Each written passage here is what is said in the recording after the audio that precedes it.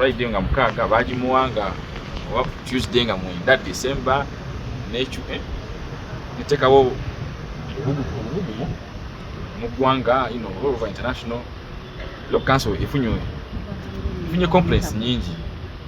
So Martha twawandiika statement kwa batusaba abana Kenya batusaba nti Isaac gwe president wa law oyo omanyi consequences ezigenda kuva mu decision yeno laga position y'omangu tutandikira okusonera laga position ng'aba nti actually decision bagikoze mu bukyamu nnyo kubanga nange tebampise ate nga nze protector w'abaloya mu Uganda ne ba protector w'abaloya bonna ebweru bwa Uganda abalina emirimu mu Uganda bande sebali leero bampise nzize ulite bampite so Martha mu statement yange nateekamu nti naye togwamu maanyi ebyo gende watobiddamu kiki saba mu butongole weddukire wekubira enduulu mu Uganda Law Society fe okusaba ko kati kubeerenga kwaffe abakuyambako okusengeka n'okuleeta era kye twakola. Martha yajja I think ennaku z'omwezi mu December nga 12-13. And so go just down here to the office of the Chief Registrar, more certificates. Internet anytime soon. This is a commitment to the people of Kenya and the people of the world that Ugandan institutions can act in accordance with the law, but only after banging the table. Thank you for all those who banged the table and making this change of policy. We have come back to civilization. Briefly in Uganda. She had no, solution. She had replied speaking about her feelings, and we said, don't help, run to the bar. In Uganda, run to the local bar for assistance. We have a duty to cooperate and assist with you in terms of Article 19 of the IBS standards for the independence of the legal profession. We told her the decision they have taken against you is wrong, it's not grounded in law. Come and we take charge, because this affects the reputation of Ugandan lawyers globally. And Ugandan lawyers globally could face consequences, including reprisal and being, for instance, expelled from all other countries where they are to return and practice in Uganda if Uganda is going to treat foreign lawyers like this. I think now, after global banging of the table, the government of Uganda has understood that these decisions have consequences, real lifetime livelihood consequences. Respect international standards. The legal profession is not a Ugandan creation. It's a global creation. It's guided by UN principles for the on the role of law, basic principles on the role of lawyers, and the IBS standards for independence of the legal profession. Your local law is irrelevant. Okay? The practice of law is globally regulated. Local law must follow that direction. So there was a contest between local circumstances and global standards. It has been resolved today. The global standards for legal practice have won unanimously. So Uganda is safe and free for foreigner lawyers to come and practice their law in terms of Section 18. Mention the case you're here for and get the full support of the Ugandan authorities.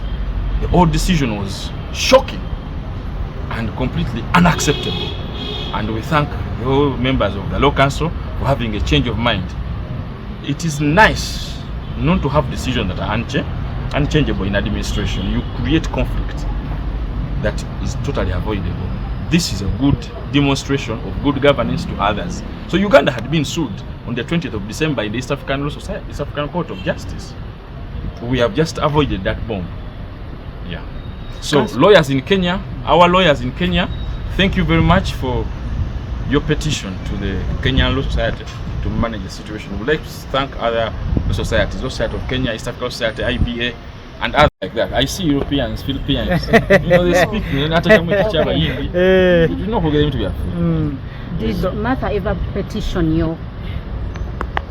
I feel a bit weird. Sweetheart.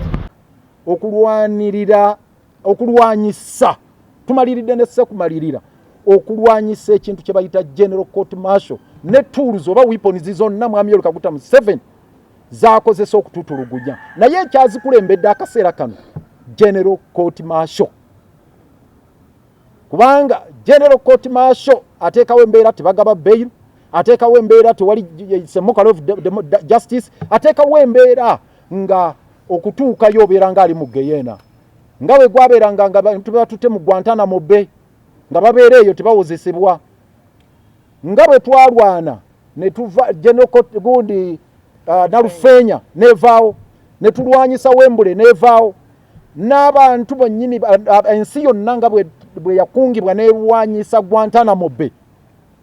Naffe ku mulundi guno kye tuliko tukunze tugenda kukunga olede tukunga si bannayuganda bokka naye ensi yonna tuli nayo ku lutalo olw'okusaanyaawo General Court Martial. Era njagala bakakasa nti bangi nnyo bali naffe. Human Rights Organizations tuze tuzibabuulira, tezivudde Kenya wokka, tezivudde mu Angola yokka, lulimu abalaba, naye abagenda okuva mu West Africa, Ghana, Nigeria, abagenda okuva mu Comoros, abagenda okuva mu bitundu, abavudde mu nsi ez'Ebulaaya bangi nga bagamba nti tukwasaganyize wamu tulwanyise twejjeko ekkoligo lya General Court Martial eno tulina okugisaanyaawo. Omwaka guno tulangirira nti omwaka guno General Court Martial erina okuvaawo, erina okuggalibwawo era tulina okugisaanyaawo. Era twagala okuteeka Mwami Yoweri Kaguta Museveni nti n'enteekateeka ze tuziraba, tuzigoberera, ate era tuli bamalirivu zirwanyisa ez'okutta Dr. Kizza Besigye ng'akozesa General Court Martial. Kuba tuzibagambye yenteekateeka ye tewali kirala.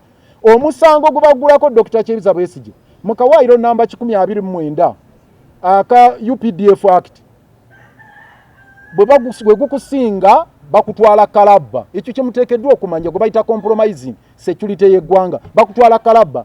So Mwami Yoweri Kaguta Museveni ky'ensonga lwaki yamuteekako omusango ogwo naga kuteekeko ogwo compromising security nga bagamba if you are convicted you are liable to suffer death. Kati bakugguleko omusango ogwo amuyise mu process eyo bagambe nti gumusinze genda kalabba bakutte. Tumaliridde ne sekumalira tugenda kujjayo naago mu buto.